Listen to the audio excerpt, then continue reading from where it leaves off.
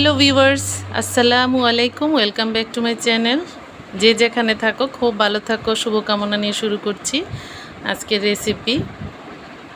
বন্ধুরা, তোমরা জানো বুটের ডাল আমরা কম বেশি বিভিন্নভাবে রান্না করে থাকি আর অনেক সুস্বাদু। আর আজকে আমি শেয়ার করছি বুটের ডালের রেসিপি, সেটা গরুর মাংস দিয়ে রান্না করে দেখাবো ভিন্ন স্টাইলে। আশা করছি ভালো লাগবে। বন্ধুরা, এই বুটের ডালটা আমি 6 থেকে 7 ঘন্টা ভিজিয়ে রেখেছি। সময় কম থাকলে তোমরা 3 থেকে 4 ঘন্টা ভিজিয়ে রাখতে পারো, অথবা ওভারনাইট ভিজিয়ে রাখলেও হবে। এই বুটের ডালটা এখন আমি লবণ দিয়ে সিদ্ধ করে নিব। দিয়ে দিচ্ছি ঠান্ডা পানি। এই বুটের ডালের অজস্র রেসিপি আছে, তবে এই বুটের ডালটা হচ্ছে কাবলি বুট বা ছোলার ডালটা, যেটা খোসা ছাড়া, যেই সানা বুটটা আমরা খাই ইফতারিতে, সেই বুটটার খোসা ছাড়ানোটা বাজার থেকে কিনে এনেছি। আমার বুটের ডালটা ভালো করে সিদ্ধ হয়ে গেছে। এই বুটের ডালটা অনেক সুস্বাদু। এটা যেভাবেই রান্না করুক না কেন অনেক ভালো লাগে, আমার কাছে ভালো লাগে। এটা একটি বাঙালি রেসিপি। শুরু হয়ে গেল রান্না, যেহেতু বুটের ডাল সিদ্ধ হয়ে গেছে আমার। এখানে কি মশলা নিয়েছি দেখিয়ে দিচ্ছি। হলুদ মরিচের গুঁড়ো নিয়েছি, ধনিয়ার গুঁড়ো নিয়েছি, আর এই যে শাহি গরম মশলা নিয়েছি, এটা দিলে অন্যরকম হবে টেস্টটা। আর কালো গোলমরিচের গুঁড়ো নিয়েছি, গোটা গরম মশলা নিয়েছি, এলাচ, দারচিনি, তেজপাতা, এই স্বাদ মতো লবণ দিব। এই তো এই মশলা দিয়ে রান্নাটা করে দেখাবো। আশা করছি অনেক অনেক ভালো লাগবে তোমাদের। আর যদি ভালো লেগে থাকে একটা লাইক দিয়ে দিও, আর কমেন্টস করে জানিও এই বুটের ডালটা বা ছোলার ডালটা কে কীভাবে খেয়েছো।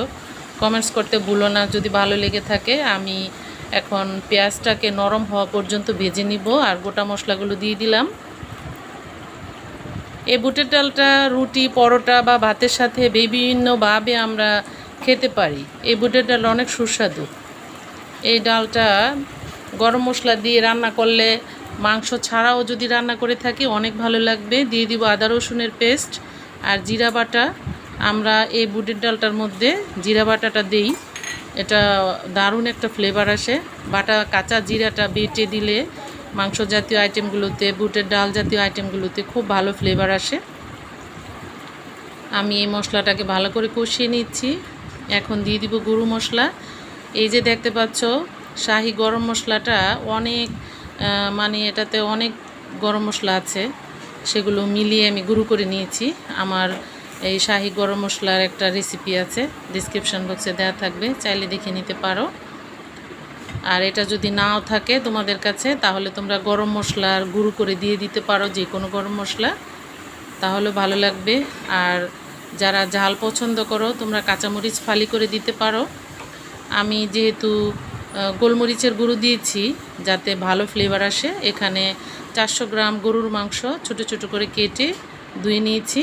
আমি গরুর মাংসটা দিয়ে রান্না করব, হাড় সহ নিয়েছি।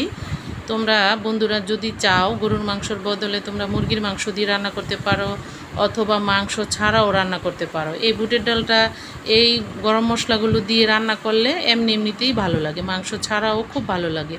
রুটি পরোটার সাথে সকালের নাস্তা এটা যদি থাকে তাহলে জমে যাবে, রুটি পরিমাণের সংখ্যা বেড়ে যাবে, এত সুন্দর হয় এই বুটের ডালটা। আমার গরুর মাংসটা রান্না হয়ে গেছে, দেখতে পাচ্ছ মাংসটা অনেক সফট হয়েছে। আমি এখন সিদ্ধ করে রাখা বুটের ডালটা দিয়ে দিব, কষিয়ে নিব কিছুক্ষণ। অনেক সহজ একটি রেসিপি, এত মজাদার এই রেসিপিটি বাসায় করলে বুঝতে পারবে। আমরা সবাই কম বেশি করে থাকি। কালারটা এসেছে মাশাআল্লাহ। এই বুটের ডালটা যদি বেশি করে রান্না করে বক্সে ভরে রেখে দাও, তাহলে সকালবেলা নাস্তা, রুটি পরোটার সাথে এটা খেতে পারো, ঝামেলা কম হবে, এই আর কি। টমেটো পিউরি দিলাম 1 কাপ পরিমাণ। এই টমেটো পিউরিটা দিলে অনেক ভালো লাগে, সামান্য চিনি ছিটিয়ে দিলাম। আর দিয়ে দিব এই যে টালা জিরার গুঁড়ো।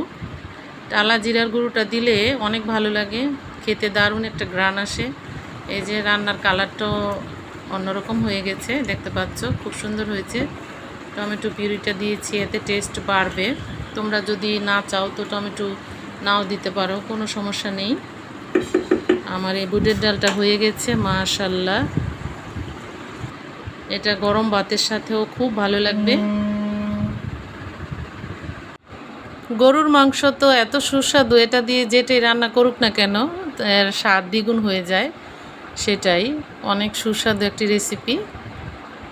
সিম্পল বুটের ডালটাকে এত সুস্বাদু করে রান্না করা যায়, দেখলে বুঝতে পারবে। ভিডিওটি দেখার জন্য অসংখ্য ধন্যবাদ। সবাই ভালো থেকো।